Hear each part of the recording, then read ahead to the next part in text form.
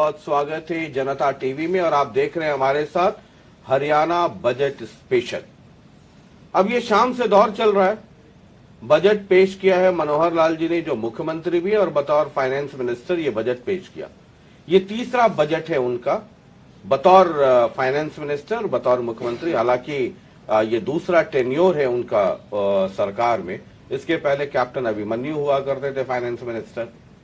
अब आज जो बजट पेश हुआ तो सरकार ने ये कहा कि ये अमृत बजट है और साथ ही साथ ये भी कहा कि ये डेवलपमेंट का हरियाणा के विकास का वज्र मॉडल यानी कि डायमंड मॉडल है। अब ऑपोजिशन भी है और बेइंतहा इश्क तो उधर वालों को ज्यादा होता है। तो मुख्यमंत्री जी के पास हम पहुंचे, इसके पहले हमने कहा मोहल्ले में घूम लेना चाहिए, तो हम मोहल्ले में घूम गए। सबसे पहले पहुंचे, वन मैन आर्मी है चौधरी अभय सिंह चौटाला, किसानों के मसले पे सदन के बाहर गए थे, फिर उसी मसले पर वापस अंदर आए। उसके बाद भूतपूर्व मुख्यमंत्री, कांग्रेस के बड़े नेता और ऑपोजिशन के लीडर ऑफ ऑपोजिशन है अभी भूपेंद्र सिंह हुड्डा, उनके पास पहुंचे। हमने कहा कि ये पोस्टमार्टम का दौर चल रहा है। उसके बाद हमने कहा कि अब चला जाए फाइनेंस मिनिस्टर के पास, जो कि प्रदेश के मुख्यमंत्री भी हैं, मनोहर लाल जी। तो स्वागत कीजिए मनोहर लाल जी का। और बहुत सारे सवाल है, बहुत बहुत स्वागत है आप। धन्यवाद शशि रंजन जी। तो सर मैं आपके पास पहुंचा हूं जी, और आपके पास पहुंचने के पहले मोहल्ले में मैं घूम आया। आपके जो 2-3 मित्र हैं, ये अच्छा किया आपने जी हमने कहा कि पोस्टमार्टम होगा तो एक बार जरा उनसे पूछ आता हूं कि मतलब बजट का कितना दर्द है, दुख है ना, आपने अच्छा बजट दिया भी कि नहीं दिया। तो उधर से घूम घाम करके आया। अब मैं देख रहा था कि ये अमृत बजट है जी। 25 वर्षों का आपने एक नींव जो है, आने वाले 25 वर्षों के लिए नींव रखा। और इसको एक और आपने कहा कि हरियाणा के विकास का ये वज्र मॉडल है, डायमंड मॉडल है। अब आपसे बेइंतहा इश्क करने वाले हुड्डा साहब हैं। अभी आपके यहाँ डिनर पार्टी चल रही थी पोस्ट बजट, तो हुड्डा साहब ने कहा ये वज्र मॉडल नहीं, ये वज्रपात है हरियाणा पे। ऐसा शशि रंजन जी सॉरी, थोड़ा गला ठीक नहीं इसलिए। वैसे तो मैंने विधानसभा में ये कह दिया था जी।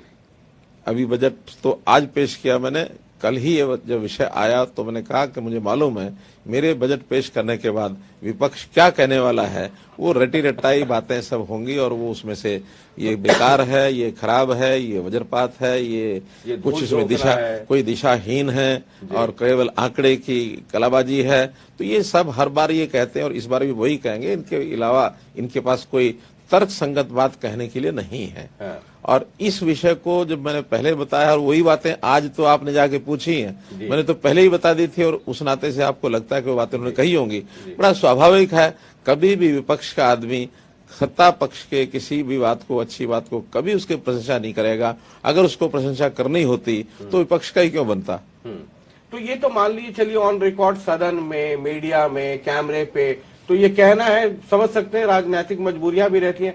तो जैसे डिनर विनर जब आप देते हैं, पोस्ट लंच या कहीं मुलाकात होती है, तो कान में नहीं कहते हैं कि मनोहर लाल जी बड़ा अच्छा बजट दिया, लेकिन क्या मजबूरी है कि टीवी में या बहुत विधायक ऐसा कुछ होता है? बहुत विधायक, विपक्ष के विधायक, इंडिपेंडेंट विधायक कई आकर के कहते हैं कि आपने अच्छी बात कर दी, धन्यवाद भी करके जाते हैं, बधाई भी देके जाते हैं, सब करते हैं। लेकिन चूंकि वो ऑफ द रिकॉर्ड होता है इसलिए मैं उसको ऑन द रिकॉर्ड लाऊं तो अच्छी बात नहीं है। ऐसे लोग जिनके क्षेत्र के अपने काम होते हैं, कई चीजों की घोषणा उनके क्षेत्र की होती है, वो भी आके धन्यवाद कर जाते हैं। और मोटे रूप से बजट में अगर कोई उनके पास कोई आलोचना का विषय नहीं आए तो फिर आलोचना रटीटाई उन्होंने करनी होती है। अब आज ही जो आप अभय चौटाला जी का नाम ले रहे हैं, उनका कि उन्होंने एसवाईएल का बजट नहीं रखा। अभी एसवाईएल का बजट रखा हुआ है। मैं आने वाला था 145 नंबर पेज के ऊपर एसवाईएल का 100 करोड़ रुपया, और अब से नहीं कई वर्षों से हम रखते आ रहे हैं। अब ये भी हमें मालूम है कि क्योंकि कई वर्षों से रखते आ रहे हैं, उस विषय का कोई बार बार उल्लेख करने का मैंने अपने भाषण में उल्लेख उसका नहीं किया होगा, लेकिन बजट में है। बजट में है 100 करोड़ रुपया आज भी है। क्योंकि जब मैं गया अभय जी क्या, तो उन्होंने कहा कि बताइए एसवाईएल जैसा मुद्दा 100 करोड़ मिलता था उसके मेंटेनेंस के लिए, वो तो मनोहर लाल जी भूल गए, बजट में नहीं दिया। मैंने बताया घिसी पिटी बातें करने का उनका एक अभ्यास बना हुआ है, कई रटे रटाई बातें 20-25 पेज उसका बोलना। जब कभी ये बजट बनाते थे और इनके वित्त मंत्री भाषण पढ़ते थे, मैंने वो पढ़े हैं सारे, एक 25 पेज 30 पेज, हमारा 73 पेजेस का 300 बिंदु उसके अंदर आज लिखे हुए थे, 303 बिंदु कि जिसका बजट मैंने पेश किया है, और एक एक चीज को एलेबोरेट करके कि हम क्या चाहते हैं, हमारी प्राथमिकताएं क्या है। केवल इतना पैसा हम यहाँ खर्च करेंगे, इतना यहाँ खर्च करेंगे, वो बजट का भाषण नहीं होता। बजट का भाषण होता है उसके पीछे की भूमिका क्या है, हमने आखिर ये चीज तय की है तो क्यों तय की है, कमियां हैं तो कहाँ हैं, और हमने तो इनके सुझाव लिए हैं। यानी 550 सुझाव मेरे पास आए, 447 तो ऑन रिकॉर्ड हैं जो मेरी बैठकें हुई, चाहे ऑनलाइन हुई चाहे प्रत्यक्ष हुई, और कुछ लोगों से व्यक्तिगत बातचीत, कुछ लोगों के डाक मेरे पास आई, ऐसे 550 लगभग लोगों से बजट के परामर्श लेकर के ये बजट बनाया गया। कोई मैंने अकेले ने बनाया है या हमारे फाइनेंस डिपार्टमेंट ने बनाया, ऐसा नहीं है। हम सहभागिता के हिसाब से इस बजट को बनाते हैं, और आज बजट का जो मुझे रिस्पांस मिल रहा है कि हर वर्ग के लिए वो चीजें जो सालों साल कभी किसी ने सोची नहीं। क्या किसी ने ये सोचा था कि हम ये कहेंगे कि गरीब परिवार 1,80,000 रुपए की जिसकी इनकम है उसका 2 साल में सबका और जो है मेडिकल चेकअप होगा। अगर सबका मेडिकल चेकअप हो जाए समय से, अगर उसकी पहचान कर ली जाए, आदमी बीमारी ना हो, तो उसका मेडिकल बजट वैसे ही खत्म हो जाता है। कितना समय लग जाता है आपको? जैसे आज आपने बजट पेश किया तो कितने दिन पहले एक आम आदमी ये सोचता है, जैसे हम भी अपने घर का बजट बनाते हैं, हर आदमी अपने घर का बजट बनाता है, ये सरकार भी एक परिवार है, सबके लिए बजट बनता है, तो ये कितने दिन पहले एक्सरसाइज, कई लोग हैं जिनको मालूम नहीं होता है कि पूरी प्रक्रिया क्या होती है, तो कितने दिन पहले से तैयारी शुरू हो जाती है? कम से कम 20 दिन पहले से। पिछले महीने 20 भी क्या, इस बार तो मैं कह सकता हूं कि पिछले महीने की फरवरी की 8 तारीख को मैंने पहली बैठक ये की थी। अच्छा। और उसके बाद बीच बीच में खाली समय रहता है, कुछ बैठकें सामने वालों को ध्यान में रख करके भी की जाती हैं, कभी किसी के साथ, कभी शिक्षा के जो हमारे डिपार्टमेंट और जो एक्सपर्ट लोग हैं उनको बुलाया, फिर हमने हेल्थ के लोगों को बुलाया, हमने अर्बन लोकल बॉडीज को बुलाया, हमने ग्रामीण विकास के लोगों को बुलाया, हमने प्राइवेट डॉक्टर्स को बुलाया, हमने किसानों के प्रतिनिधियों को बुलाया, हमने अपने पार्टी के जो प्रमुख लोग हैं उनको बुलाया, हमने विधायकों से, सांसदों से, सबसे लिखित जो है वो सुझाव मांगे। तो ये लगभग 1 महीने का समय है जिसमें ये पूरा प्रक्रिया ये चलती है, और हमने इसमें लगातार 3 दिन पहले तक सब सुझाव आते रहे। आखिरी 3 दिन में उसको बजट को ठीक से पिरोना, फिर अधिकारियों से बैठना, उसकी लैंग्वेज बनाना, उसके आंकड़े तैयार करना, और क्योंकि अब ये हिसाब किताब होता है, दाएं और बाएं का दोनों का हिसाब बराबर करना होता है, तो इसलिए उस सारी की जो बारीकियां हैं वो कल शाम तक ये हुई, और कल शाम के बाद ये छपाई करना, ये करना, वो करना, कल शाम में जाके फाइनल हुआ। कल शाम को 4 बजे फाइनल हुआ। और आज फिर आपने बजट पेश कर दिया 10 बजे। 10 बजे। ये जब बजट बनाते हैं तो कई लोग, एक टीम होगी पूरी अधिकारियों की, और ये सभी लोग, अधिकारी कर्मचारी सब लगे रहते हैं दिन रात। यानी फाइनेंस डिपार्टमद के 300 से ऊपर लोग इस बजट के अंदर लगे रहते हैं। अच्छा। 300 से ऊपर, एक ही विभाग की बारीक बारीक बात, कौन से मद में कितना पैसा पिछली बार खर्च किया था, कितना पैसा इस बार खर्च होना है, कहाँ ज्यादा बढ़ा रहे हैं, कहाँ कम कर रहे हैं, कौन से प्रोजेक्ट पूरे हो चुके हैं और कौन से प्रोजेक्ट अभी चालू हैं। तो ये सारी चीजें एक एक विभाग की, एक एक हेड के नाते, यानी हजारों हेड बने हुए अलग अलग विभागों के, तो इस नाते से बजट का बहुत बड़ा तय होता होगा कि इस बार बजट का फोकस ऐसे, जैसे फॉर एग्जाम्पल मैं बात कर लूं, कोविड एक दौर चला 2 साल, है ना, सबकी आर्थिक स्थिति ऊपर नीचे हुई है, बहुत सारे कंसर्न आ गए, हेल्थ के कंसर्न आ गए, बहुत तरह की चीजें, रोजगार के आ गए। तो ये जब आप करते हैं तो एक होता है कि अच्छा इस बार बजट में ये थ्रस्ट रखना है। जैसे हमारा एक छोटा सा परिवार मान लिया होता है, तो हम ये कहते हैं भाई अगले महीने बेटे का जूता खरीद लेते हैं, उसके बाद वाले में ये कर लेते हैं, उसके बाद वाले में अच्छा कोई शादी विवाह भी है घर में तो एक बार करते हैं कि उसके लिए शादी विवाह के लिए खरीदारी फलाने महीने में कर लेंगे। तो जब बजट बनाते हैं तो ये थ्रस्ट होता है कि इस बार ये कंसर्न, ये कंसर्न, ये कंसर्न है। एकदम ठीक कहा आपने, क्योंकि बिना थ्रस्ट के बिना तो हम चीजों को उसकी वरीयता नहीं दे सकते, प्रेफर्ड बजट नहीं हो सकता। वरना तो एक रूटीन का हर साल जैसे होता है, इतनी सड़कें बना दो, इतनी बिल्डिंग बना दो, इतना बिजली ले आओ, इतना पानी ले आओ, इतना ये ले आओ, वो तो रूटीन के काम सारे हमने करने ही करने हैं। लेकिन थ्रस्ट के रूप में हर बार आवश्यकता के हिसाब से, परिस्थिति के हिसाब से, जैसे आपने कहा कोविड में हमको ध्यान में आया कि हमारा जो हेल्थ की सर्विसेज है, मेडिकल एजुकेशन के नाते से हमको क्या करना चाहिए। अब हमने हालांकि 4 साल पहले ये घोषणा की थी हर एक जिले में एक मेडिकल कॉलेज सरकारी होगा। अभी तक 22 में से 18 जिलों में हम अपने मेडिकल कॉलेज या तो बना चुके हैं या पाइपलाइन में हैं। केवल 4 बचे थे। इस बार उस वायदे को मैंने पूरा कर दिया। चारों जिलों का इस बार घोषणा करके, जिसके अंदर पलवल है, जिसमें चरखी दादरी है, जिसमें फतेहाबाद है, जिसमें पंचकुला है, ये 4 जिलों में यानी हम मेडिकल कॉलेजेस बनाएंगे ताकि हमारे 22 मेडिकल कॉलेज का काम पूरा हो जाए। और इसके बनने के बाद जो 2014 के अंदर 700 एमबीबीएस की सीटें जिनका एडमिशन होता था, अभी अगर सारे बन जाते हैं मानो 2025 तक, तो 3000 डॉक्टर्स हर साल हमको मिलेंगे। जब इनकी पढ़ाई पूरी होगी तो 4 गुना एकदम डॉक्टर्स हमको मिलेंगे। आपने मेडिकल कॉलेज की जब बात छेड़ दी, हालांकि मैं उस पर आने वाला था, तो ऑपोजिशन के जो लोग हैं, चाहे हुड्डा साहब हैं या अभय जी हैं या दूसरे लोग हैं, अभय जी कह रहे थे कि बताइए 500 साढ़े 500 करोड़ का प्रावधान किया बजट में, और कह रहे हैं कि हम 4, उतने में तो जमीन भी नहीं आएगी, तो और 4 कॉलेजेस कैसे बन जाएंगे? पहली बात तो मुझे मालूम नहीं कि वो 500 करोड़ साढ़े 500 करोड़ कहां से उन्होंने देखा है। हमारा मेडिकल एजुकेशन का बजट 1400 समथिंग करोड़ का जो इस बार हमने तय किया है। और ये जो मेडिकल कॉलेज घोषणा की जाती है, ये ऐसा नहीं कि अगले साल सब बनने वाले हैं। इसकी एक प्रोसेस होती है। आज से 3 साल पहले भी जो घोषणा हमने की थी, जो कुछ बन के तैयार होने वाले हैं, कुछ अभी भी चल रहे हैं, और जो आज हमने घोषणा की, ये भी लगातार 3 साल तक इनका निर्माण होगा। प्रारंभ में तो एक टोकन बजट रखा जाता है।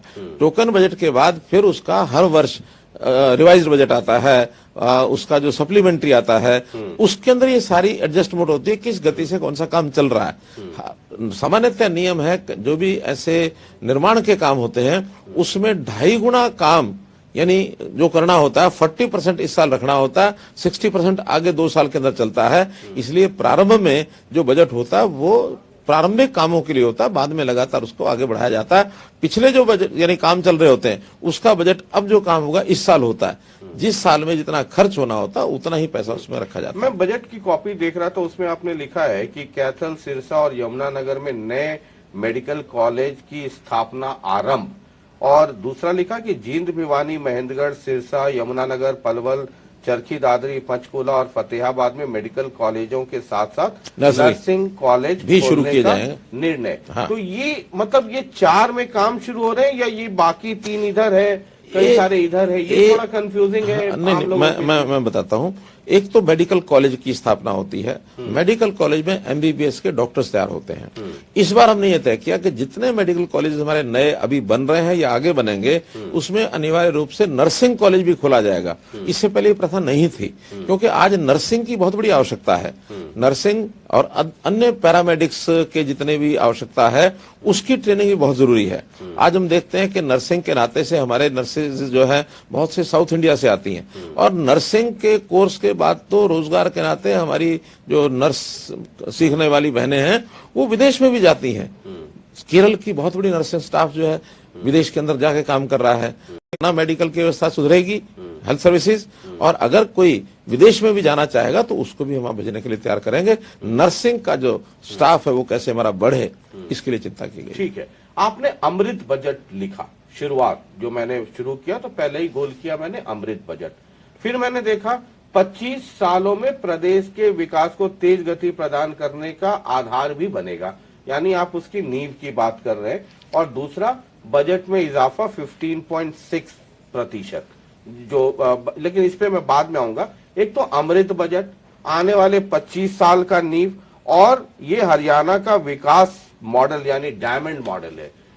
ये मतलब क्या है, क्या सोच क्या है? मतलब क्योंकि विपक्ष के लोग कह रहे हैं कि इस साल का जो पहले घोषणा करते हैं वो तो पूरा नहीं होता, आने वाले 25 साल की बात कर रहे हैं, पता नहीं अगले साल आपकी सरकार रहेगी कि नहीं रहेगी। उनका ये कहना होता है, जो उनका तंज या व्यंग रहता है।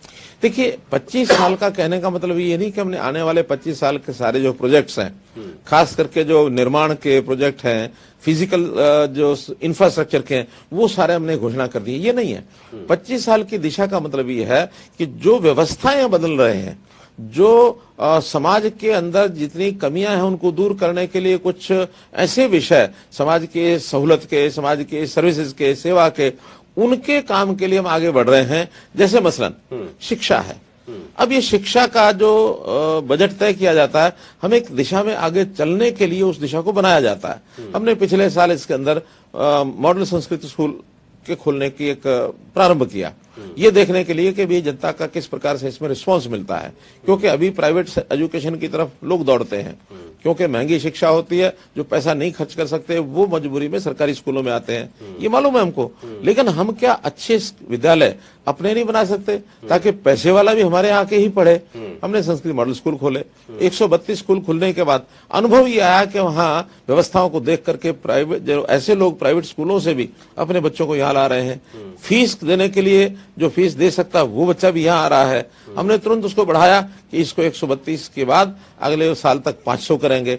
अब जब ये दिशा बदली है तो इसका मतलब हमने शिक्षा की दिशा बदली है, और ये दिशा बदलने का जो लाभ है ये हमको आगे आने वाले कई सालों तक दिखता रहेगा, मिलता रहेगा। तो उसकी नींव रखी जाती है।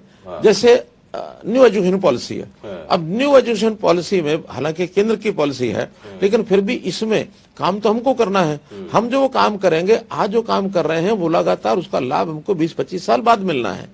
आखिर स्कूल के बच्चे जो पढ़ते हैं या कौशल विकास सीखते हैं, वो सीखने के बाद कितने साल बाद काम आएगा? 20-25 साल बाद।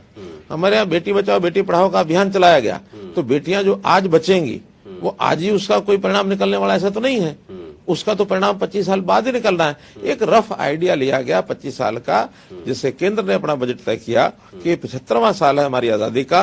100 साल जब आजादी को हो जाएंगे, जब 2047 हम मना रहे होंगे, उस समय देश की स्थिति क्या होनी चाहिए उसको सोच करके ये बनाया जाता है।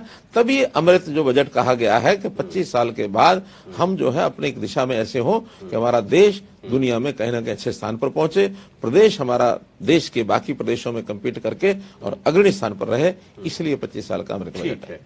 आपने जब बजट पेश किया उसके बाद अपोजिशन की तरफ से जो पहला हमला आप पे हुआ वो ये हुआ कि जो कर्ज सरकार ले रही है वो रकम अब बहुत बढ़ गई, 2 लाख के ऊपर, 2 लाख करोड़ के ऊपर हो गया। और जो अपोजिशन के लोग हैं वो ये कहते हैं कि सरकार कर्ज लेकर के पुराने कर्ज का इंटरेस्ट और उसकी भरपाई के लिए देती है। अब जो अपोजिशन में जो भी अभय जी हो या हुड्डा जी हो, जो लोग भी हैं, वो ये कहते हैं कि सरकार ये क्यों नहीं बताती है कि हमने इतना पैसा कर्ज लिया है, वो इस डेवलपमेंट के लिए हम इसका इस्तेमाल करेंगे। देखिए, कोई भी जब कर्ज लिया जाता है, इतना बड़ा सिस्टम है, उस कर्ज में हमने लेकर के और ये काम किया, ये कहीं और से किया, ये अलग अलग हिसाब नहीं हुआ करता। जब टोटल बजट बनता है तो टोटल बजट में हमारी प्राप्तियां क्या हैं और हमारे खर्च क्या होंगे, उसमें जो कम रहेगा वो कर्ज लिया जाता है। और कर्ज जो है, इसके पैरामीटर्स कोई हमने आज नहीं बनाए, ये जब से सरकारें बनी है तब से ये चल रहा है। प्रारंभ 1966 से जब हरियाणा बना है तब से भी कर्ज चल रहा है। अब ये अलग बात है कि उस समय हमें कर्ज की इतनी आवश्यकता भी नहीं होती थी, और हमारा कोई उस समय जीएसडीपी भी नहीं था, पहली बार प्रदेश बना था, जीएसटी भी बहुत थोड़ा था। कितना ही रहा हो, पैरामीटर ये है कि हम एनुअल जो हमारा जीडीपी है उसका तो 3%, और जो हमारा टोटल जीएसडीपी है उसके 25% में हमारा टोटल कर्ज रहना चाहिए। आज वो पैरामीटर सारे देश में लागू हैं, बल्कि कोविड के कारण से कुछ प्रदेशों ने कहा कि इसको रिवाइज करना चाहिए।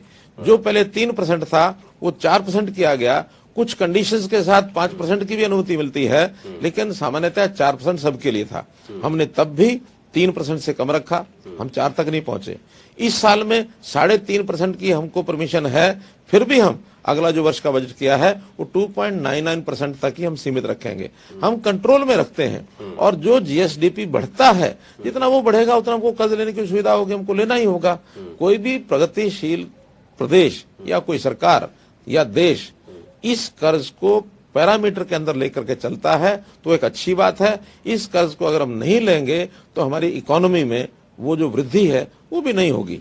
आखिर इस कर्ज से विकास होता है, विकास के नाते से पैसे का सर्कुलेशन होता है, वो जनता में जाता है, फिर एक रिवॉल्विंग सारा सिस्टम होता है। तो ये सारी चीजें उस नाते से चलती हैं, हम सीमा नहीं तोड़ते हैं। ये जो कर्ज का मसला है, मुझे याद है जब कैप्टन अभिमन्यु हुआ करते थे फाइनेंस मिनिस्टर आपके पहले टेन्योर में, तो एक व्हाइट पेपर भी लाने की बात थी, जब कांग्रेस ये कहती थी कि हमारे में बड़ा कर्ज कम था, ये जब आए तो कर्ज बढ़ गया, उसमें कुछ बिजली की बकायेदारी या क्या देनदारी थी, वो मसला, उसमें कुछ व्हाइट पेपर भी तो शायद आया था ना। व्हाइट पेपर तो हम लेके आए थे। हाँ, हम लेके आए थे कि इन्होंने कैसे कैसे सारे सिस्टम को छुपा के रखा हुआ है। छुपाने की बात यह है कि जो बिजली की चारों कंपनीज हैं, इनके घाटे, अभी तक ये होता था कि वो घाटे अपने आप उठाएंगे, टैरिफ बढ़ाएंगे, इनकम करेंगे, खर्चा कम करेंगे, कहां से लाएंगे, ये उन कंपनियों का अपना काम होता था। लेकिन सारे देश में सब प्रदेशों की कंपनियों की हालात खराब थे। केंद्र ने एक योजना बनाई कि उदय नाम से स्कीम, उसमें हर कंपनी का जितना जितना घाटा है वो सरकार एब्जॉर्ब करे। हमारे यहाँ उस समय ये 29,000 करोड़ रुपए का घाटा हो चुका था, या 30,000 का होगा, उसमें से 27,000 करोड़ रुपया हमने सरकार में एब्जॉर्ब किया, और वो 27,000 करोड़ रुपया कंपनियों को ना देना पड़े, वापस वो प्रॉफिट में आकर के आज चारों कंपनियां बड़ी प्रॉफिट में, कोई घाटा नहीं है, कोई प्रेशर नहीं है कि हमको कोई टैरिफ बढ़ाना है, बल्कि 4 साल से प्रॉफिट बढ़ रहा है। और उस प्रॉफिट के कारण से हम HERC को कहेंगे कि इसमें कोई ना कोई राहत टैरिफ में या तो दी जाए, या कोई उसको खर्च करके इंफ्रास्ट्रक्चर और बढ़ाया जाए। उस समय ये लोग कहते हैं कि हमारा 61,000 करोड़ रुपए का खर्च था। पहली बात तो वो 2013-14 को गिनते हैं 61,000। उन्होंने 14-15 का जब बजट बनाया था, हमें तो 14-15 के बजट को पकड़ा गए थे, हम कुछ नहीं कर सकते थे। हम तो नवंबर 2014 में आए थे, अक्टूबर 26 तारीख को, और 15 तक का बजट तो उन्हीं का बनाया हुआ है। उसमें 71,000 करोड़ रुपया था। अगर 71,000 करोड़ रुपए में 27,000 करोड़ रुपया जोड़ देता हूं, जो कि प्रत्यक्ष कंपनीज का घाटा हमने लिया, तो 98,000 बनता है। 98,000 को अगर हम उस समय से 15 से करते हैं, और ये इस बार 22 का बजट है, 7 साल का बजट है, कोई भी प्रदेश हम उठा के देख लें, या उससे पहले कांग्रेस का, चौटाला साहब का, या उससे पहले बंसीलाल जी की, कोई सरकार के उठा के देख लें, हर 5 साल के बाद, 6 साल के बाद ये कर्ज डबल होता है। अब 10 है तो 20 होगा, लगता है कुछ नहीं है, 20 है तो 40 होगा, लगता है कुछ नहीं है। लेकिन अगर 100 है तो 100 का 200 होगा, वो 20 का 40 गिनते रहेंगे। आज 100 का 200 है तो दुगना। बजट का वॉल्यूम भी बहुत, वॉल्यूम भी आज हमारा 1,77,000 करोड़ रुपए का ये बजट है। उस समय इनके बजट कितने होते थे? 60,000 करोड़ रुपया। तो जैसे जैसे वॉल्यूम बढ़ेगा, जैसे जैसे GSDP बढ़ेगा, वैसे वैसे इसकी रेशो भी बढ़ती चली जाएगी। हम विद इन पैरामीटर्स हैं, हमारा कहीं कोई कठिनाई नहीं है। ठीक है सर, हम आगे बढ़ते हैं, तब तक मैं बीच बीच में आपके मित्रों की भी बात करते चलेंगे, और मुद्दे की जो बजट का जो आम लोगों से जुड़ा हुआ मसला है वो भी बात करते चलेंगे। आपके मित्र कहते हैं, हुड्डा साहब की मनोहर लाल जी की पॉलिसी है, आगे दौड़ पीछे छोड़। मतलब आगे का तो आप बता देते हैं 25 साल, पीछे जो घोषणा की उसका कहीं कोई जिक्र नहीं कि वो कितना हुआ या नहीं हुआ। देखिए, मेरे पास एक एक घोषणा का अकाउंट है, और ये घोषणाएं उन्होंने जितनी 10 साल में की थी, उतनी तो हम 6 साल में कर चुके थे। लगभग हमारी इस समय तक घोषणाएं 9,000-9,500 घोषणाएं, मुख्यमंत्री घोषणाएं हुई हैं, और उसमें 90% घोषणाएं या तो कंप्लीट हो गई हैं या पाइपलाइन में हैं।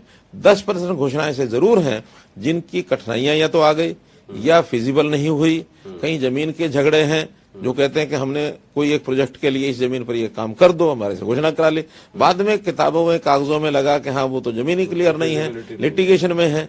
या कई बार हमको ही लगता है, जैसे उदाहरण के लिए बेरी में एक कॉलेज, ये घोषणा वहां के उस समय के विधायक से हमारे से करा ली, हमको भी बहुत जानकारियां नहीं थी। 2 या 3 साल हुए, 2 साल हुए थे। बाद में हमने कहा कि जितने कॉलेज है उनकी मैपिंग करो, और 20 किलोमीटर के अंदर एक कॉलेज होना चाहिए। हरियाणा में बहुत ऐसे एरियाज हैं जिसके अंदर 20 किलोमीटर भी नहीं है। उसके आधार पर हमने लगभग 70 कॉलेजेस ये खोले, और बेरी का हम इसलिए नहीं बना पाए कि बेरी से 7 किलोमीटर पर दुजाना है। अच्छा, और वहाँ कॉलेज है ऑलरेडी। दुबलधन है, दुबलधन है, दुजाना है। यानी उस समय गीता भुक्कल शिक्षा मंत्री थी, उन्होंने झज्जर जिले के अंदर 8-10 कॉलेज बनाए। 8 कॉलेज की, 10 कॉलेज की जरूरत ही नहीं थी। तो इतने सारे कॉलेज एक ही जगह पर बनाना, उसकी फिजिबिलिटी चाहिए। वहाँ आखिर कॉलेज बिल्डिंग बनाने से तो काम नहीं चलता, वहाँ आपको प्राध्यापक भी चाहिए, फिर बच्चे भी चाहिए। तो ऐसे 8-8, 10-10 किलोमीटर पर कॉलेज खोलने का कोई औचित्य नहीं है। आज भी हमने 3 जो कॉलेज जिनको मंजूरी दी है, वो 20 किलोमीटर के बाद, अब कोई 19 किलोमीटर, कोई 18 किलोमीटर पर, इतनी ग्रेस दी है उनको कि 20 की बजाय 17-18 किलोमीटर पर भी अगर होता है तो 2 किलोमीटर की रिलैक्सेशन दी जा सकती है। आज भी मेरे पास 2 बहुत प्रमुख हमारे नेताओं में से ही जिनके कॉलेज की दूरी 8 किलोमीटर थी कि यहाँ कॉलेज जरूर बनाओ, हमने कहा नहीं बनाएंगे। मैपिंग करने के बाद हम सब काम करते हैं। तो आज वो बेरी का कॉलेज हम तो नहीं बनाएंगे, लेकिन घोषणा तो क्योंकि कर चुके हैं, आज वो बाकी बची हुई है कि तो पेंडिंग है, तो वो पेंडिंग वाली रहेगी। ठीक है। आपने सर महिलाओं से आज की शुरुआत की थी, और आज महिला दिवस भी है। आपने घोषणा की सुषमा स्वराज पुरस्कार 5 लाख रुपया नगद देंगे।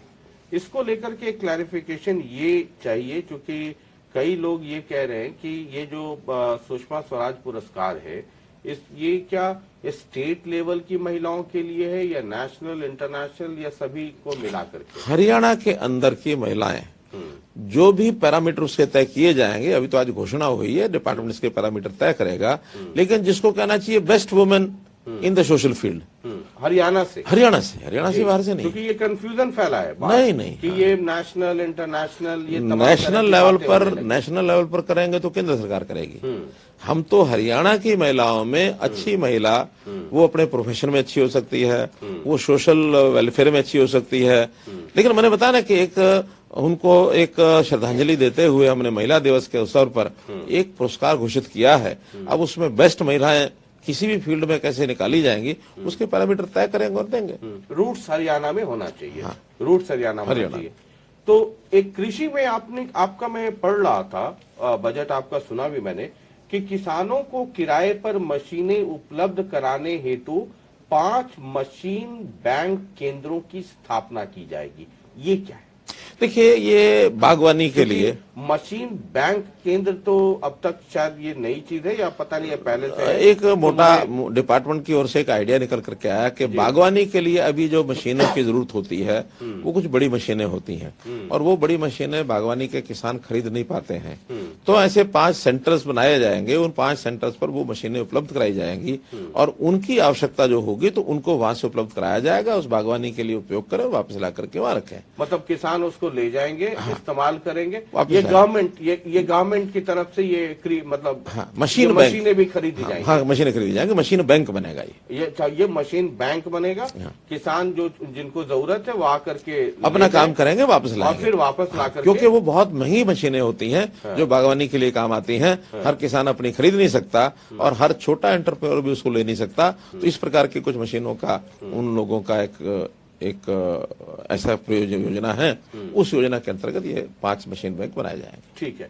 पशुपालन और डेयरी को लेकर के आपने आज बहुत आपका फोकस रहा, मैंने बजट में देखा है, और खास कर करके जो हमारी अपनी गाय है, ये जो श्वेत क्रांति के नाम पे, मैं कई बार कहा भी कि श्वेत क्रांति के नाम पे जो हमने दूध तो बहुत बढ़ा लिया, लेकिन क्वालिटी ऑफ मिल्क जो हमारी अपनी गायों में है, वो ब्राजील आज उस पर काम कर रहा है, दुनिया के तमाम देश उस पर काम कर रहे हैं। उसको लेकर के मैंने देखा कि आज आपने बजट में आपका एक खास फोकस रहा है। तो एक आम जो किसान है हरियाणा का, वो अगर उसको समझना चाहे थोड़ा, तो कैसे? देखिए, पहली बात तो यह कि हम दुग्ध उत्पादन में नंबर 2 पर हैं। पहला पंजाब स्टेट है। हम पंजाब से भी आगे बढ़ने की अपनी इच्छा रखते हैं। उसके अंदर दुग्ध का उत्पादन कैसे बढ़ाया जाए, तो पशुओं को अच्छी नस्ल के पशु, ये दूध आधारी चाहे भैंस है चाहे गाय है, वो हमारी अपनी नस्लें। दुर्भाग्य हमारा ये है कि हम अपनी नस्लों को भी जिस ढंग से उनका पोषण करना चाहिए कर नहीं पाते हैं। हाँ, हमारा जो गिरी नस्ल है, ब्राजील वाले लेकर के गए आज से कुछ 70 साल पहले, और ब्राजील वाले आज भी उस गाय का 70 से 80-90 किलो दूध भी एक गाय का ले रहे हैं। दिन में 3 बार दोहन करते हैं उसका, लेकिन हम यहाँ उसको उस लेवल तक नहीं लेकर के आ सके। हमारी अपनी यहाँ की है। तो ऐसे नस्ल सुधार के कार्यक्रम किए जाएंगे, और उसके लिए जो एम्ब्रियो टेक्नोलॉजी, एक नई टेक्नोलॉजी है, उसके आधार पर अच्छे बछड़े, और जो अच्छे बछड़े पैदा करने के लिए इस टेक्नोलॉजी को करेंगे, उपयोग करेंगे। 10,000 रुपया प्रति बछड़ा हम उनको और सब्सिडी ये देंगे। ये घोषणा मैंने ये की है। एक दूसरा, अंत्योदय परिवार उत्थान योजना में जिन लोगों के पास व्यवसाय नहीं है, वो व्यवसाय करने के लिए उसमें लगभग 40% लोग ऐसे हैं जो बहुत आसानी से पशुपालन का काम करने की इच्छा रखते हैं। लेकिन बहुत लोग उसमें ऐसे भी हैं जो कहते हैं हमारे घर में जगह नहीं है पशु रखने की, मकान छोटा है, आंगन है नहीं, लोन ले जाएंगे लेकिन पशुओं को बांधेगा कहाँ। उसके लिए पंचायती स्तर पर कॉमन शेड बना करके उनको पशुओं को रखने की जगह उपलब्ध कराएंगे, ये हमने घोषणा की है। एक बहुत संक्षेप में अब चलते चलते हैं, आपने 30 नवंबर 2022 तक जो किसानों का कुछ श्रेणी में जो लोन है, अगर वो आपने कहा कि अगर वो कैपिटल जमा कर दे, मूलधन, तो जो उसपे पेनाल्टी और पेनाल्टी पे जो फाइन है वो आप माफ कर देंगे। ये माफ कर देंगे।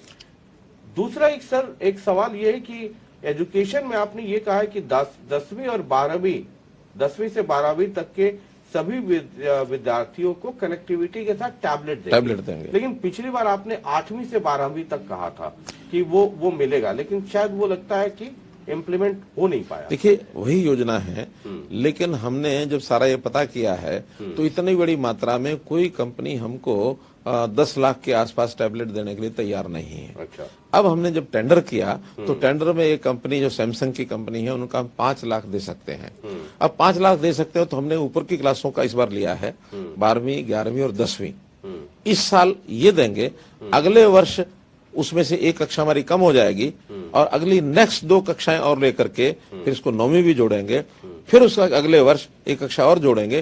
तो ये एक एक क्रम से उसकी हमने घोषणा आज नहीं की है, लेकिन घोषणा पुरानी है, 8वीं से देंगे। लेकिन चूंकि फिजिबिलिटी उसकी अभी नहीं थी तो 5 लाख टेबलेट इस बार हमने प्रोक्योर कर लिए हैं और वो अप्रैल में उन सबको डिलीवरी करके और स्कूलों में दे दिया जाए। अच्छा, ये 5 लाख टेबलेट जो है 10th 12th वालों को इस अप्रैल में मिल जाए, इसी अप्रैल में उसका 3 महीने में मिल जाए। टेंडर हो गया उसका, तो केवल अब कभी भी मतलब उनकी ओर से आ गया कि आप कभी भी अब ले सकते हैं। अब मार्च में ही वो टैबलेट जो लेंगे, अब सारे एक साथ मिलेंगे या किस्तों में मिलेंगे, उसका 60 दिन की डिलीवरी पीरियड है, तो 60 दिन में भी मिलेगा तो हम अप्रैल मई में 2 महीने में दे देंगे। एक पोस्ट कोविड में हम लोग सभी लोगों के अनुभव कैसे रहे हैं और कितना प्रेशर हुआ हेल्थ इंफ्रास्ट्रक्चर पे, लोगों के स्वास्थ्य पे? अभी भी हम उससे 100% अभी उभरे नहीं है। कई लोग तो कहते हैं कि 7th वेव आएगा, कुछ लोग कहते हैं कि जून में 4th वेव आ जाएगा। तो बजट में क्या फोकस आपके जहन में रहा कि जो हेल्थ इंफ्रास्ट्रक्चर है, और सिर्फ हेल्थ इंफ्रास्ट्रक्चर नहीं, आम लोगों का, एक आम आदमी है उसके परिवार के स्वास्थ्य को लेकर करके क्या फोकस है? बहुत अच्छा है कि आपने प्रश्न किया है ये। देखिए एक तो इसमें इंफ्रास्ट्रक्चर है, इंफ्रास्ट्रक्चर को हम बढ़ा रहे हैं, जैसे मैंने मेडिकल कॉलेज बताया, जैसे नर्सिंग कॉलेजेस बताए, ऐसे ही पीएचसी सीएचसी, इनको हम जो एक आईपीएस स्टैंडर्ड होता है उस स्टैंडर्ड के ऊपर इनको मेंटेन करेंगे ताकि हम इंफ्रास्ट्रक्चर पूरा हो जाए, डॉक्टर पैरामेडिक्स ये सब पूरे हो जाए। इसके साथ एक बात का और हम फोकस कर रहे हैं कि हमें ध्यान में आता है कि एलोपैथी के साथ साथ आयुर्वेद की बहुत सी ऐसी दवाइयां हैं जो इस पर कहीं ना कहीं कारगर हो रही है और ऐसी जानकारियां मिलती हैं हमको। ये ठीक है कि हमारी जो मेडिकल जो इस समय का सारा स्ट्रक्चर है, एमसीआई या एनएमसी, ये सब अभी आयुर्वेद को जितनी मान्यता देनी चाहिए उतनी नहीं दे पा रहे हैं। हमने अब एक कॉलेज में इनका एक कोऑर्डिनेटेड एक ऐसा इकट्ठा एक जिसको कहना चाहिए एक रिसर्च का एक सेंटर बनाएंगे। उस रिसर्च सेंटर में आयुर्वेद और एलोपैथ ये 2 पद्धतियों के बजाय कोई एक मिलीजुली पद्धति भी हम उसमें विकसित करने वाले हैं। और उसके अंदर सबसे पहले प्रिवेंटिव यानी हमारी खुराक कैसी हो, लोगों का खाना पीना कैसा हो, योगा का अभ्यास करें, क्योंकि हमने देखा जिसके फेफड़े यानी लंग्स जो है वो मजबूत हैं, वो इस बार भी कोविड से बचा रहा है। और कोविड का सबसे बड़ा जो प्रभाव पड़ा है वो लंग्स के ऊपर पड़ा है। तो इसलिए हम उसके ऊपर जा रहे हैं कि हम आयुर्वेद के माध्यम से, योगा के माध्यम से उनका खान पान ठीक कराएं, जो गलत आदतें हैं खाने पीने की वो लोग छोड़ें। ये काम थोड़ा लंबा है, लेकिन इसको हमने प्रारंभ कर लिया है। प्रारंभ करने के बाद फिर वो जो 25 साल वाली बात है, इसके रिजल्ट बहुत देर तक बाद निकलेंगे, लेकिन आज उसका प्रारंभ हम करने जा रहे हैं। हम कुछ पीएचसीज उनको आयुष के रूप में वहां पर ये कुछ व्यवस्थाएं करेंगे ताकि बीएमएस डॉक्टर्स वो ही वहां आए और वहां पर डाइटिशियन इनकी भी व्यवस्था हो, योगा की भी व्यवस्था हो। तो ये सारी बातें हम उसमें करने वाले हैं। वेलनेस सेंटर्स 2000 वेलनेस सेंटर में बनाएंगे ताकि हम लोग इस कोविड जैसी बीमारी से किसी न किसी तरीके से छुटकारा पा सकें। मैंने आपके बजट में ये भी देखा कि स्कूल में बच्चों का भी हेल्थ चेकअप है, कुछ फैमिलीज के लिए भी आपने शायद ये कहा है कि 2 साल में एक बार एक बार 2 साल में एक बार वो उसका हेल्थ चेकअप होगा।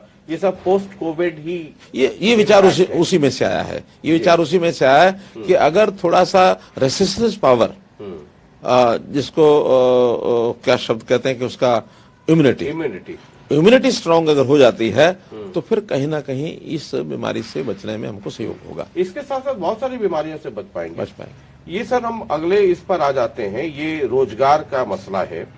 आपने ये कहा कि 200 रोजगार मेलों का आपका लक्ष्य है और 2 वर्ष में 1 लाख युवाओं को प्रशिक्षण एवं प्लेसमेंट दिलवाने के लिए हरियाणा विदेश रोजगार प्लेसमेंट सेल की आप स्थापना करेंगे।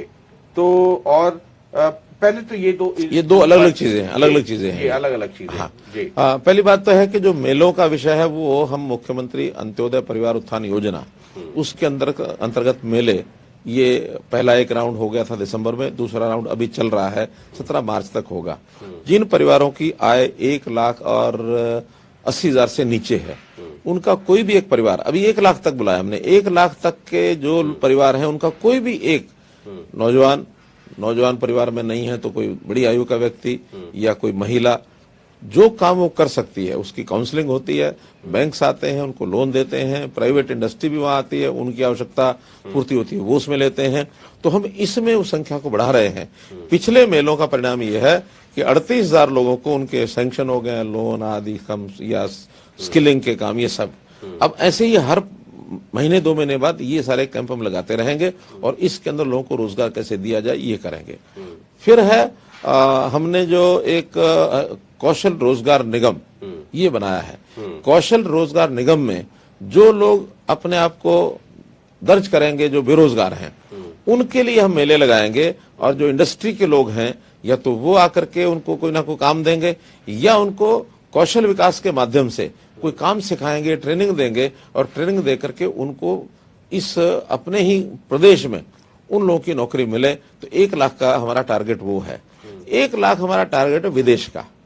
हमारा फॉरेन कोऑपरेशन डिपार्टमेंट हर एक जो देश में जहां जहां आवश्यकता है उन लोगों से एक समझौता करेंगे और उस समझौते के माध्यम से उनको ट्रेंड व्यक्ति, स्किल्ड उन देशों में भेजने के लिए सारा प्रक्रिया हम शुरू करेंगे। उसके अंदर पासपोर्ट बनाने की बात, उसमें उनको वीजा दिलाने की बात और उनको वहां ले जाकर के एस्टेब्लिश करने का जो विषय है, ये सब टारगेट हमने रखा है कि अगले 1 वर्ष में 1 लाख लोग प्रदेश विदेश में भी भेजेंगे, ताकि ये एक नया कार्यक्रम होगा, एजेंसी एक बनानी पड़ेगी इसके लिए। तो ये सारे हमारे एजेंडे में कार्यक्रम है कि हम रोजगार के नाते से युवकों को रोजगार दिलाएं। लेकिन एक एम्प्लॉयमेंट एक्सचेंज तो पहले से भी हुआ करता था, उसमें भी बहुत सारे लोगों का नाम दर्ज है, तो उनका फिर क्या होगा? आज भी 8 लाख लोगों के नाम उसमें दर्ज हैं, लेकिन दुर्भाग्यपूर्ण स्थिति है कि वो सारा डाटा हमने देखा है। एक बार कोई नाम लिखवाता है ना तो बाद में आकर के वापस कटवाता है, ना उसको दोबारा से रजिस्ट्रेशन कराता है, बल्कि एक लालच है कि अपना काम भी कर रहा होता कहीं ना कहीं। और फिर एक स्टाइफंड जो बेरोजगारी का है वो यहाँ से उसको मिलता है, उस छोटे लालच के नाते से बार बार कहीं ना कहीं उसको रिवाइज भी करता रहता है।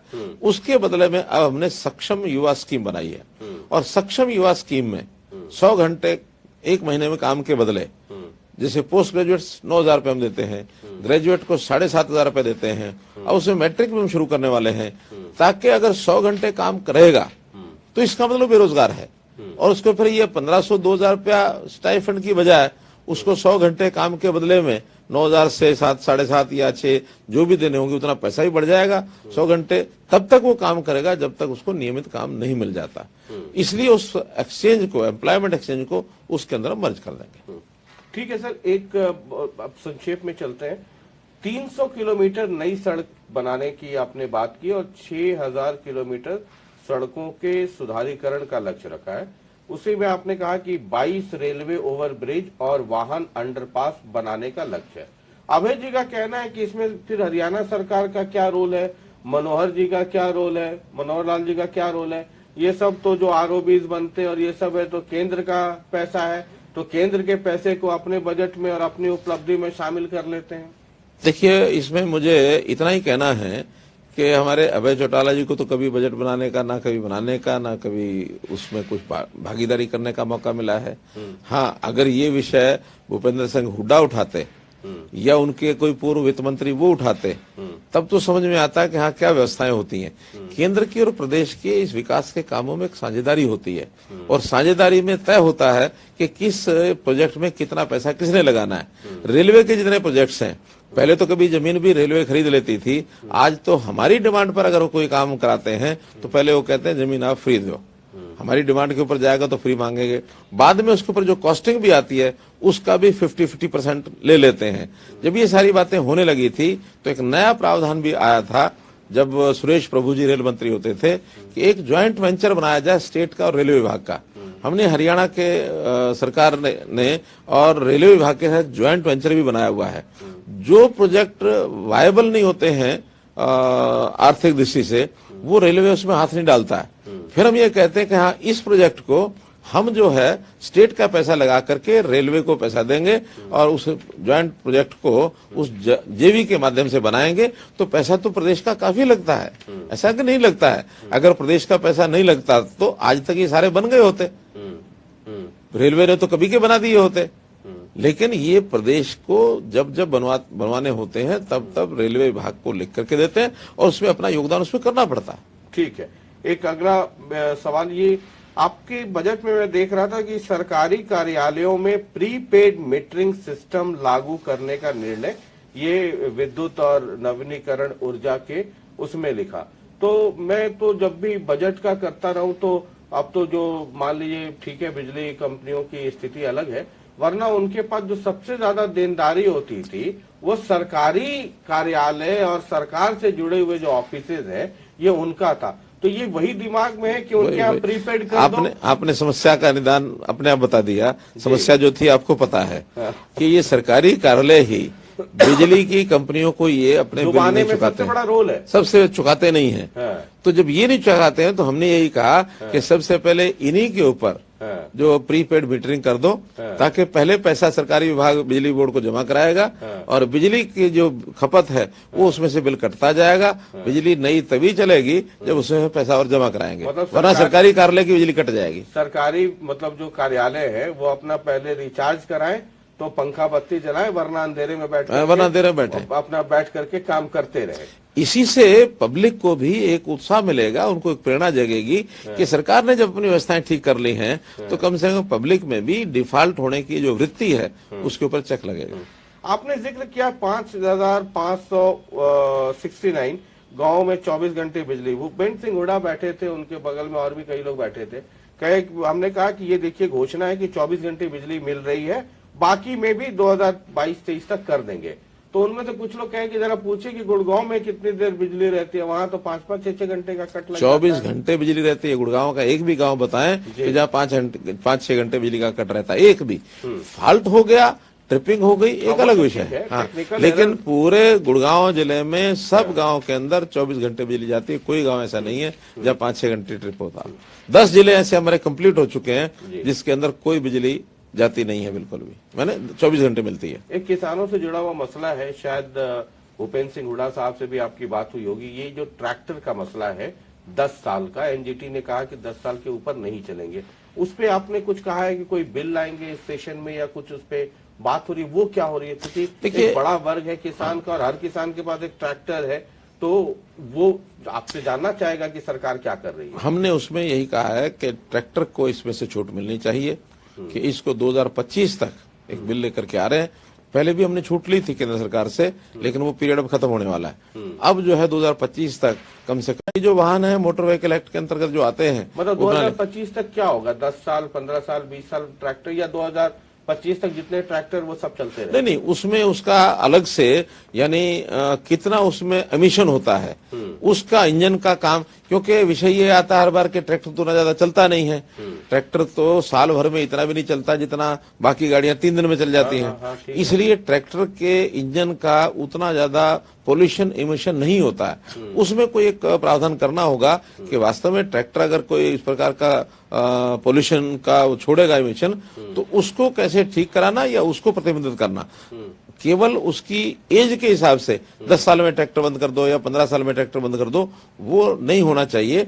और इसका एक्ट हम लेकर के आएंगे, जब एक्ट आ जाएगा, पास हो जाएगा, तो उसके बाद इसको राहत मिल जाएगी। तो फिर हरियाणा में ये पूरे हरियाणा में लागू, उसमें एनजीटी का कोई मतलब कोई पेच नहीं आएगा क्या? नहीं, जब हम एक्ट पास करेंगे तो एनजीटी या तो चैलेंज करेगा या हम प्रावधान बताएंगे भी आपको 10 साल से 15 साल से थोड़ी उसमें अड़चन है, आपको तो पोल्यूशन नहीं होना चाहिए, उसका प्रावधान हम कर रहे हैं। ठीक है सर, ये तो बजट की बात थी आम लोगों से।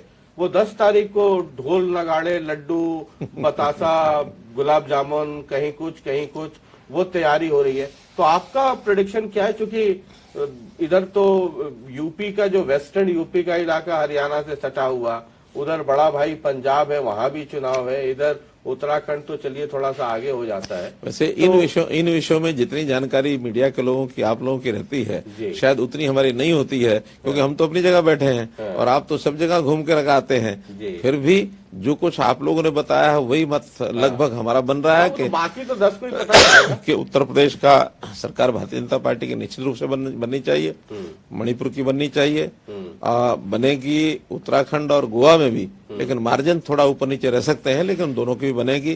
पंजाब में भारतीय जनता पार्टी के भरोसे उनको नहीं रहना चाहिए, उनको सरकार बना लेनी चाहिए अपनी। पंजाब में आजकल सुन रहे हैं कि आम आदमी पार्टी की बड़ी चर्चा हो रही है एग्जिट पोल में, आप लोगों के पास क्या फीडबैक है? नहीं, मतलब हमको लगता है कि कहीं ना कहीं मेजर पार्टीज में यानी आम आदमी पार्टी, उसके साथ कांग्रेस, थोड़ा कम अकाली दल, भारतीय जनता पार्टी का कोई बहुत बड़ा उसमें स्थान अभी इस बार नहीं निकलने वाला है। क्योंकि अगर तो चुनाव से पहले होता तो शायद मेरी स्टेटमेंट श्योर होती, लेकिन चुनाव के बाद अब क्या है, अब तो सब इसलिए बता रहा हूँ कि पंजाब में हमारा कोई बहुत बड़ा उसमें हमको परिणाम की उपलब्धि नहीं होने वाली। ये किसान आंदोलन का थोड़ा नुकसान हुआ? नहीं, हमें नुकसान हुआ ऐसा नहीं है, हमारा तो कोई काम भी बहुत बड़ा पंजाब में कभी रहा नहीं है। समझौते में भी कभी 17-18 विधायक हमारे आए हैं एक बार, लेकिन अकेले तो कभी आज तक चुनाव लड़ा नहीं। पहली बार लगभग अकेले हम लड़ रहे हैं। लगभग इसलिए कह रहा हूँ कि कैप्टन साहब ने हमारा सहयोग किया है, कैप्टन साहब को कुछ सीटें लड़ी, कुछ ढींढसा जी ने लड़ी, लेकिन क्योंकि मल्टी कॉर्नर एक कंटेस्ट था और उसमें हमारा जो ये गठबंधन है तीनों वाला, वो उस प्रकार का पिकअप ज्यादा नहीं कर पाया। और पंजाब में आपको पता है कि जिस प्रकार की परिस्थितियां होती है, वहां के लोगों की सोच अपने टाइप की होती है। कोई पॉलिटिकल इम्पैक्ट आप देखते हैं हरियाणा पर? इन दो ऐसा वो अपना इंडिपेंडेंट है, इधर इंडिपेंडेंट है। चलिए सर, बहुत बहुत शुक्रिया। और अपने दर्शकों को बता दें कि सुबह से बैठे हुए हैं और बजट पेश किया, फिर कुरुक्षेत्र में एक कार्यक्रम था, मुख्यमंत्री जी वहां चले गए, उसके बाद बतौर फाइनेंस मिनिस्टर इनके घर पर एक आज डिनर पार्टी थी, वो डिनर पार्टी किया और उसके बाद फिर इस इंटरव्यू में या कॉन्वर्सेशन में बैठे। इसलिए हम आपका बहुत बहुत शुक्रिया अदा करते हैं। बहुत धन्यवाद। और मैं इंटरव्यू में आने के पहले मैं पूछ रहा था मुख्यमंत्री जी से कि वो राज बता दीजिए कि इतनी देर के बाद भी चेहरे पे जो है वो थकावट नहीं दिख रही है, तो इसका भी कोई इंटरनल राज है या मतलब? नहीं, कोई इंटरनल राज नहीं। हम डॉक्टर हेडगेवार की यूनिवर्सिटी के हम विद्यार्थी रहे हैं और उस यूनिवर्सिटी में व्यायाम करना, मन की साधना, कभी परेशानी होती नहीं है हमको। हम अपने काम को बड़े सहज तरीके से करते रहते हैं। गीता के हम उपासक हैं, इसलिए कोई परेशानी नहीं होती हमको। चलिए, बहुत बहुत शुक्रिया हमसे बातचीत करने के लिए। बहुत बहुत शुक्रिया, धन्यवाद।